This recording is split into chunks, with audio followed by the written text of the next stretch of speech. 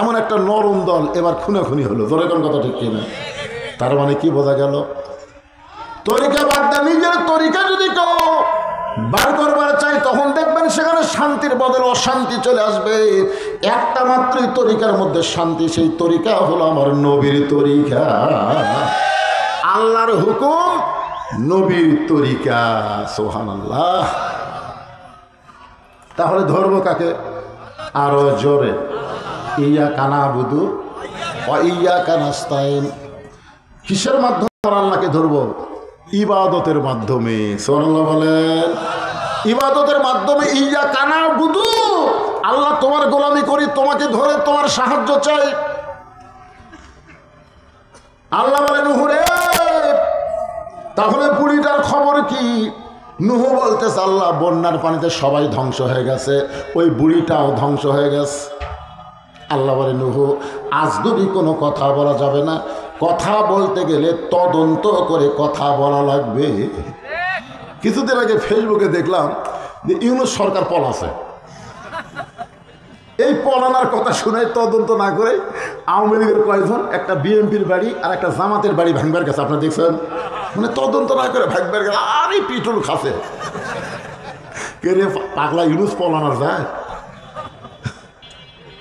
চিন্তা করছেন? তদন্ত করা লাগবে ভাইজান, তদন্ত না করে কোনো কথা বলা যাবে। আজকে ফেসবুক হয়ে গেছে গুজব, কতগুলো গুজব লিগ আছে, মাঝে মধ্যে গুজব ছেড়ে দেয়।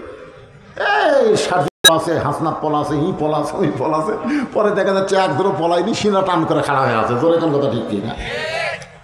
বর্তমান বাংলাদেশে আজগুবি কথা বেশি চলতেছে। জোরে কোন ঠিক কিনা? হ্যাঁ, আজগুবি। একটু মনোযোগ দিয়ে শোনেন। আল্লাহ বলে নূহ আজগুবি কোনো কথা বলা যাবে না, তদন্ত করো। নূহ নবী তদন্ত করতে গিয়ে দেখে বুড়ি তো দূরের কথা, বুড়ির ঝুবড়ি বাড়িটাও পর্যন্ত কিছুই হয়নি, গোটা পৃথিবী ধ্বংস হয়ে গেছে। অথচ বুড়ি তো দূরের কথা, বুড়ির ভাঙ্গাচুরা বাড়িটাও পর্যন্ত কিছুই হয় নাই। নূহ নবী ডাক দিলেন, বুড়ি মা। সঙ্গে সঙ্গে বুড়ি টোপলা নিয়ে হাজির। সুবহানাল্লাহ। আল্লাহ বলেছেন, ইয়া আইয়ুহাল্লাযীনা আমানুত্তাকুল্লাহা হাক্কা তুকাতিহি ওয়া লা তামুতুন্না ইল্লা ওয়া আনতুম মুসলিমুন। কত জনকে কত কি দিলাম, যাবার কালে একজন আরো দেখা না পাইলাম।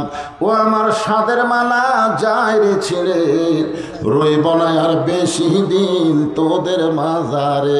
ডাক দিয়েছেন, জোরে কন, ডাক দিয়েছেন আল্লাহ আমারে।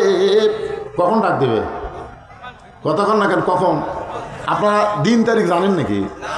যেভাবে চলাফেরা মনে হচ্ছে দিন তারিখ জানেন। বুড়ি যদি বলতো বাবা নূহ তুমি যখন আইসো একটু দেরি করো, আমি সাইজ হই, আমার টাং টোপলা চা আছে, এগুলো সব তো গোছান লাগবে, বাবা তুমি একটু বসো। কিন্তু না, যে ডাকছে বুড়িমা টোপলা নিয়ে হাজির। নূহ বলে বুড়িমা কই রেডি হয়ে আছি বাবা, রেডি হয়ে আছি। কারণ যখন ডাকবে তখনই পাবে। মুসলমান রেডি হয়ে থাকতে হবে, মরার সময় মুসলমান হয়ে মরা লাগবে। ধরে কারণ কথা ঠিক না, রেডি হয়ে থাকতে হবে। আপনি কি যাওয়ার জন্য রেডি হচ্ছেন? যে সাইজ কেবল 3 তলা করে 4 তলা রড বার করতে হচ্ছেন, আপনি যাবে?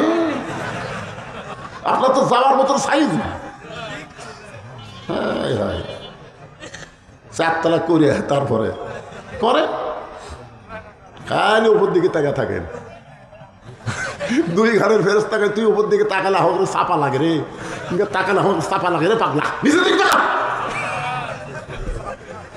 আজকে মানুষ নিচের দিকে তাকান, ঘুরে দেখলো উপর দিকে তাকাচ্ছে। আপনি বলেন তো যত উপরে তাকান আপনাকে যাওয়া লাগবে কোটি?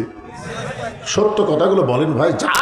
জাত সাকারাতুল মাউত হক, মৃত্যুর চাইতে বড় সত্য আর কিছু নাই। জোরে কথা তো ঠিক না? এই সত্য কথা বলতে বাঁচতেছে কোন জায়গায়? যাবেন না? যাওয়া লাগবেই। এই জন্য আমাদেরকে রেডি হয়ে থাকতে হবে। যে কোনো সময় আমাদের ডাক পড়তে পারে, যে কোনো সময় ডাক পড়তে পারে। আল্লাহ বলেছেন মুসলমান না হয়ে তোমরা মৃত্যুবরণ করো না। মুসলমান হয়ে যদি মরতে চায়, বর্তমান যে বাংলাদেশ চলতেছে এই বাংলাদেশ রাখা যাবে না, বাংলাদেশকে পাল্টান লাগবে। মানুষের কোনো আইন চলবে না, আমার আল্লাহর কোরআন আইন দিয়ে বাংলাদেশ চলবে। এখন অধিকাংশ মুসলমান মুনাফিক হয়ে মরতেছে, কারণ